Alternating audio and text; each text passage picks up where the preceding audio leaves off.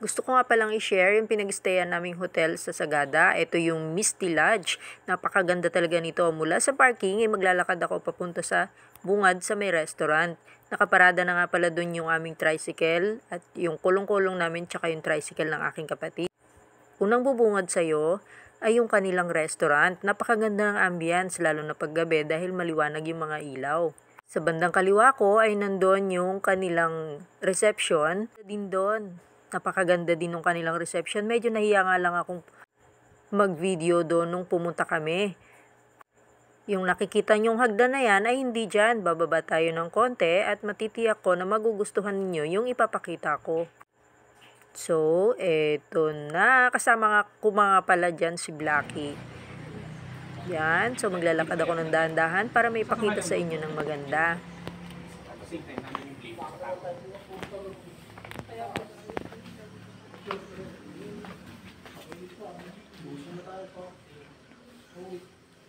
Bukas maganda to.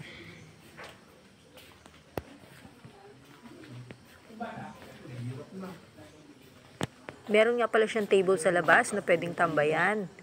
Ito, papasok na ako. Yon, may katabi kaming kwarto. Ito yung aming room. Room 9 Hope. Ito, meron siyang sala. At meron siyang mga lagayan ng gamit na estante. Yung kanyang CR. Ito yung bed. So, 4 yung bed. Meron siyang mga table sa side. Yun. So, napakaganda, diba? Ito yung kanyang CR. Yan. So, malinis. At napakaluwang nung shower. Mag-enjoy ka talaga kasi meron siyang hot and cold.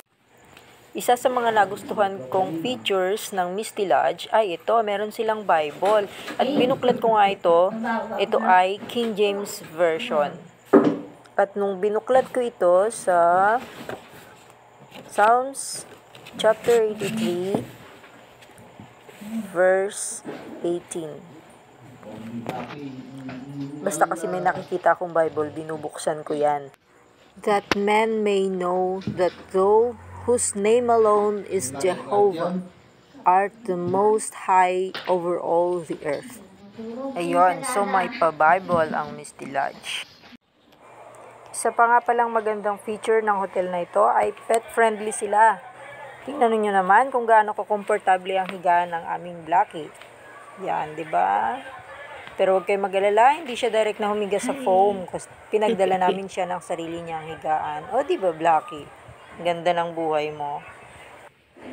Kaya, kung magagawi kayo ng Sagada, hanapin lang ang Misty Lodge at pwede kayong magdala ng sarili ng pet kasi komportable ang kanilang magiging buhay dito. Ah?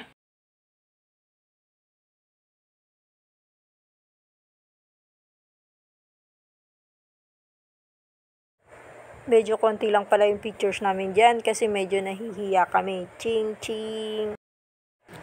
Pero tingnan nyo, ipapakita ko sa inyo kung paano namin ginulo yung magandang room. And, charan! Diba? Ang good. Maximize the space. Katay ka kung nag-video ang bang itagamit. Mayat niya. Medyo nakakahiyang guluhin yung mga beds. So, yun lang. Bye-bye!